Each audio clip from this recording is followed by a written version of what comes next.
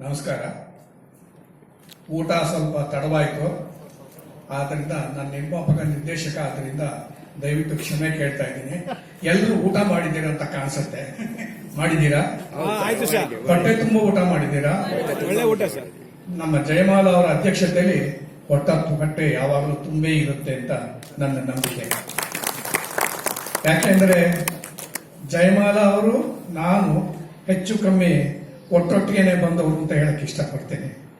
ಅವರು ಭೂತಾಯನ ಮಗ ಅಯ್ಯುವುದಲ್ಲಿ ಒಂದು ಚಿಕ್ಕ ಹಾಡಲ್ಲಿ ಒಂದು ಸ್ವಲ್ಪ ಹೊತ್ತು ಬರ್ತಾರೆ.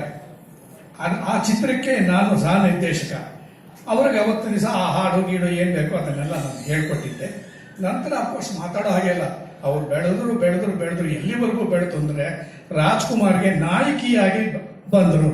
ಎಷ್ಟು ಸಿನಿಮಾ ಮಾಡಿದ್ದಾರೆ, ಎಲ್ಲಾ ತರಲ್ಲೂ ಅಚ್ಚುಕಟ್ಟಾಗಿ ಹೆಸರು ಮಾಡಿರೋ ಆಕೆ. ಅದು ಅಲ್ಲದೆ ನಮ್ಮ ಚೇಂಬರ್ಗೆ ಮಹಿಳೆಯಾಗಿರೋರು ಅವರೇನೇ ಅಧ್ಯಕ್ಷರಾಗಿರೋದು ಕೂಡ ಇಲ್ಲಿವರೆಗೂ. ಅದಕ್ಕೋಸ್ಕರ ಒಂದು ಜೋರಾಗಿ ಒಂದು ಚಪ್ಪಾಳೆ ಅವರ ಪ್ರಕಾರ. ಮೊದಲನೇ ಸತಿಗೆ ನಾನು ಕರೆದಿರ್ಲಿಲ್ಲ, ಎರಡನೇ ಸತಿಗೆ ನೀವು ಕರೆದಿದ್ದೀರಾ, ಅದಕ್ಕೋಸ್ಕರ ನಾನು ಹೇಳ್ತಾ ಇದ್ದೀನಿ. ಶೇಷಾದ್ರಿ ಅವರು ಮಾತಾಡಿದ್ರು. ಇವತ್ತು ಶೇಷಾದ್ರಿ ಅವರು ಸಿಗ್ತಾರೆ ಅಂತ ನನಗೆ ಗೊತ್ತಾಯ್ತು. ಶೇಷಾದ್ರಿ ಗೊತ್ತಾದ್ರೆ ನಾನು ಅವ್ರ ಬಗ್ಗೆ ಹೇಳಬೇಕಾದ್ರೆ ಏನು ಹೇಳಲಿ ನಾನು ಅಂತ ಯೋಚನೆ ಮಾಡಿ ವಿಕಿಪೀಡಿಯಾದಲ್ಲಿ ಹುಡುಕಿದ್ರೆ ನನಗೇನೆ ಆಶ್ಚರ್ಯ ಆಗೋಯ್ತು. ಒಂದು ರೀತಿ ಅಸೂಯೇನೂ ಆಗೋಯ್ತು. ಯಾಕೆ ಅಂದ್ರೆ 13 ಚಿತ್ರಕ್ಕೆ ಅವರು ನ್ಯಾಷನಲ್ ಅವಾರ್ಡ್ ತಗೊಂಡಿದ್ದಾರೆ, ಒಂದು ಚಪ್ಪಾಳೆ. ಆಮೇಲೆ 12 ಸ್ಟೇಟ್ ಗವರ್ಮೆಂಟ್ ಅವಾರ್ಡ್ ಕೂಡ ತಗೊಂಡಿದ್ದಾರೆ. ಆಮೇಲೆ ಇನ್ಯಾವುದೋ ಒಂದು ಫಾರಿನ್ ನಲ್ಲಿ ಕೂಡ ಒಂದು ಅವಾರ್ಡ್ ತಗೊಂಡಿದ್ದೇನೆ ಅಂತ ಕಾಣಿಸುತ್ತೆ. ಅದನ್ನು ಆ ಫಾರಿನ್ ಮರ್ತುಬಿಟ್ಟದ್ದು. ಸೊ ಈ ತರ ಇಷ್ಟೊಂದು ಅವಾರ್ಡ್ ತಗೊಂಡಿದ್ದಾರೆ, ನಮ್ಗೆ ಒಂದು ಅವಾರ್ಡ್ ಬಂದಿಲ್ವಲ್ಲ ಅಂತ ನಮ್ಗೆ ಯೋಚನೆ. ಆದ್ರೆ ನನಗೆ ಬಂದಿರೋ ಅವಾರ್ಡ್ ಅಲ್ಲ ಯಾವುದು ಅಂದ್ರೆ, ನೀವುಗಳು ನೋಡಿದಿರಲ್ಲ ನನ್ನ ಸಿನಿಮಾ, ಅದೇ ಅವಾರ್ಡ್.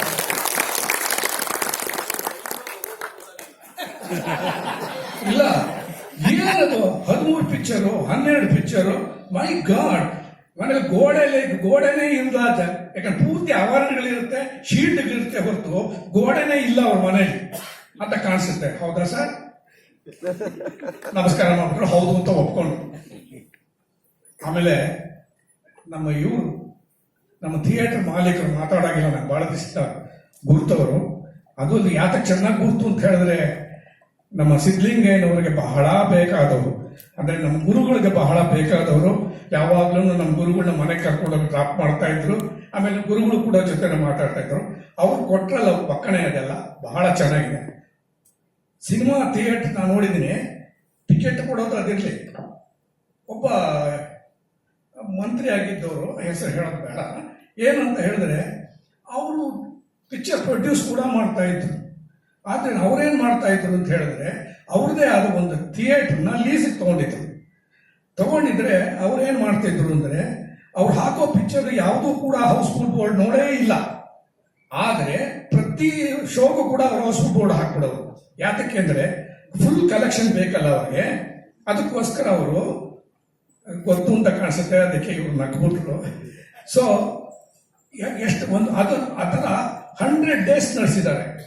ಅವ್ರು 100 days ನಡೆಸಿ, ಯಾಕೆಂದ್ರೆ ಬೇಕಾಗಿದ್ದವ್ರಿಗೆ, ಈಗ ಹೇಳಿದ್ರಲ್ಲ ನಮ್ಮ ಚಂದ್ರು ಅವರು ಯಾರೋ ಕೇಳ್ತಾ ಇದ್ರು, ಹೇಗೆ ಬ್ಲ್ಯಾಕ್ ಮನಿನ ವೈಟ್ ಮಾಡೋದು? ನೀವು ಹೇಳ್ತಾ ಇದ್ದಲ್ಲ, ಬ್ಲ್ಯಾಕ್ ಮನಿನ ವೈಟ್ ಮಾಡೋದು. ಇದು ಒಂದು ಪದ್ಧತಿ.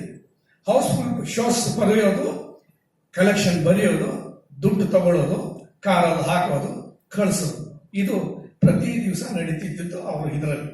ಸೊ ಆ ತರ ಒಂದು ಕೂಡ ನಾನು ಇದಕ್ಕಿತ್ತು, ನಾನು ನೋಡಿದ್ದೀನಿ, ಕೇಳಿದ್ದೀನಿ ಅಂತ ಹೇಳಕ್ ಇಷ್ಟಪಡ್ತೇನೆ. ಸಿನಿಮಾ ಅದು ಮಾತಾಡೋ ಹಾಗಿಲ್ಲ. ಅವತ್ತೇನೋ ನಾನೇನೋ ಕೆಲವು ಸಿನಿಮಾಗಳೆಲ್ಲ ಅಸಿಸ್ಟೆಂಟ್ ಡೈರೆಕ್ಟರ್ ಕೆಲಸ ಮಾಡಿದ್ದೆ. ಒಂದು 22 ಸಿನಿಮಾಕ್ಕೆ ಅಸೋಸಿಯೇಟ್ ಡೈರೆಕ್ಟರ್ ಆಗಿ ಕೆಲಸ ಮಾಡಿದ್ದೀನಿ. ಅದರಲ್ಲಿ ಬಹಳ ಮುಖ್ಯವಾದ್ದು ಅಂತ ಹೇಳಿದ್ರೆ 12 ಚಿತ್ರಗಳಿಗೆ ರಾಜ್ಕುಮಾರ್ಗೆ ಸಹ ನಿರ್ದೇಶಕನ ಕೆಲಸ ಮಾಡಿದ್ದೀನಿ. ಅದರಲ್ಲಿ ಬಂಗಾರದ ಮನುಷ್ಯ, ಬಬ್ರುವಾಹನ, ಜಗಮೆಚ್ಚಿದ ಮಗ, ಈ ತರ ನ್ಯಾಯವೇದೆಯವರು, ನಾನಿನ್ನ ಮರೆಯಲಾರೆ, ಹೀಗೆ ವಗೈರೆ. ಏನ್ ಹೇಳಕ್ ಇಷ್ಟಪಡ್ತೀನಿ ಅಂದ್ರೆ, ಇಲ್ಲಿ ಬಹಳ ಜನ ಪ್ರಶ್ನೆ ಕೇಳಕ್ಕೆ ಬಂದಿರ್ತಾರೆ. ಏನು ಅಂದ್ರೆ, ರಾಜ್ಕುಮಾರ್ ಜೊತೆ ನಾನು ಕೆಲಸ ಮಾಡ್ತಿದ್ದಾಗ ಅವ್ರು ಹೇಗೆ ಸಂಭಾಷಣೆ ಹೇಳ್ತಾರೆ, ಯಾವ ರೀತಿ ಮಾತಾಡ್ತಾರೆ, ಅವ್ರ ನೋಟ ಹೇಗಿರುತ್ತೆ, ಇವೆಲ್ಲಗಳೆಲ್ಲನೂ ಕೂಡ ನಾನು ಹತ್ರದಲ್ಲೇ ಅಬ್ಸರ್ವ್ ಮಾಡಿ ಕಲ್ತ್ಕೊಂಡೆ. ಅದರಿಂದನೇ ಅವರು ಒಂದು ಹೇಳೋದಾದ್ರೆ ಅವರೊಂದು ಎನ್ಸೈಕ್ಲೋಪೀಡಿಯಾ ರಾಜ್ಕುಮಾರ್ ಅವರು. ನಿಮ್ಗೆ ಏನು ಬೇಕೋ ಆ ರಾಜ್ಕುಮಾರ್ ಅನ್ನೋ ಇದಕ್ಕೆ ನೀವು ಓಪನ್ ಮಾಡಿದ್ರೆ ಅದು ವಿಲನ್ ಕೂಡ ಸಿಗ್ತಾರೆ, ರಾಕ್ಷಸನೂ ಸಿಗ್ತಾರೆ, ಭಕ್ತಿ ಪಾತ್ರದಲ್ಲಿ ಮಾಡಿದವರು ಸಿಗ್ತಾರೆ, ಪ್ರೇಮದಕ್ಕೂ ಸಿಗ್ತಾರೆ, ಎಲ್ಲದಕ್ಕೂ ಸಿಗ್ತಾರೆ. ಸೊ ಆ ತರ ರಾಜ್ಕುಮಾರ್ ಅವ್ರ ಜೊತೆ ನಾನು ಕೆಲಸ ಮಾಡಿದ್ದೀನಲ್ಲ, ಅದೇ ನನ್ನ ಪುಣ್ಯ ಅಂತ ಹೇಳಕ್ ಬರ್ತೀನಿ. ನಂತರ ಹುಣಸೂರು ಕೃಷ್ಣಮೂರ್ತಿಗಳ ಜೊತೆ ಕೆಲಸ ಮಾಡಿದೆ ನಾನು. ಬಬ್ರುವಾನ, ಭಕ್ತ ಕುಂಬಾರ, ಆಮೇಲೆ ಜಗಮೆಚ್ಚಿದ ಮಗ ಅಂತ, ಇದೆಲ್ಲ ಅಣ್ಣ ರೂಪಾಯಿ ತಗೊಂಡೆ. ಸೊ ಇದರಿಂದ ಬಹಳ ಕಲ್ತ್ಕೊಂಡಿದ್ದೀನಿ ನಾನು. ಯಾಕೆಂದ್ರೆ ಎಸ್ಪೆಷಲಿ ಇದು ಭಕ್ತ ಕುಂಬಾರದಲ್ಲಷ್ಟೇ ಹಾಡುಗಳು ಬರ್ತಾರೆ ಹುಣಸೂರು ಕೃಷ್ಣಮೂರ್ತಿಗಳು. ಆ ಹಾಡುಗಳು ಅದನ್ನ ರಾಜ್ಕುಮಾರ್ ಅವರು ಅಭಿನಯಿಸಿರೋದು ಇವೆಲ್ಲ ಬಹಳ ಚೆನ್ನಾಗಿತ್ತು ಆ ಚಿತ್ರ. ಸೊ ಈ ತರದ್ದು ಈ ಚಿತ್ರಗಳೆಲ್ಲ ಕೆಲಸ ಮಾಡಿದ್ದನ್ನ ಸಹಾಯಕ ನಿರ್ದೇಶನ ಕೆಲಸ ಮಾಡಿದ್ರಿಂದ ಒಂದು ರೀತಿ ನಾನು ಏನೋ ಡೈರೆಕ್ಷನ್ ಮಾಡ್ಬೋದು ಅಂತ ಒಂದು ಆಸೆ ಬಂತು. ಅದಕ್ಕೆ ತಕ್ಕಾಗಿದ್ದೇನೆ ನಮ್ಮ ದ್ವಾರಕೀಶ್ ಅವರು ನನಗೆ ಭಾಗ್ಯವಂತರು ಸಿನಿಮಾದಲ್ಲಿ ರಾಜ್ಕುಮಾರ್ ಸರೋಜತೆ ಇವರು ಅಭಿನಯಿಸಿದ ಚಿತ್ರ ನನ್ನ ನಿರ್ದೇಶನದ ಮೊದಲನೇ ಪಾಲಾಯಿತು. ಅದು ಚೆನ್ನಾಗಿ ಬಂತು. ನಂತರ ಒಲವು ಗೆಲುವು ಬಂತು, ಹೀಗೆ ಬಂತು. ನಂತರ ವಿಷ್ಣುವರ್ಧನ್ ಜೊತೆ ಒಂದು ಅಧ್ಯಾಯನೇ ಶುರು ಆಯಿತು ಅಂತ ಹೇಳಕ್ ಇಷ್ಟಪಡ್ತೀನಿ. ಒಂದಲ್ಲ ಎರಡಲ್ಲ 22 ಸಿನಿಮಾ ವಿಷ್ಣುವರ್ಧನ್ ಜೊತೆ ಕೆಲಸ ಮಾಡ್ತೀನಿ.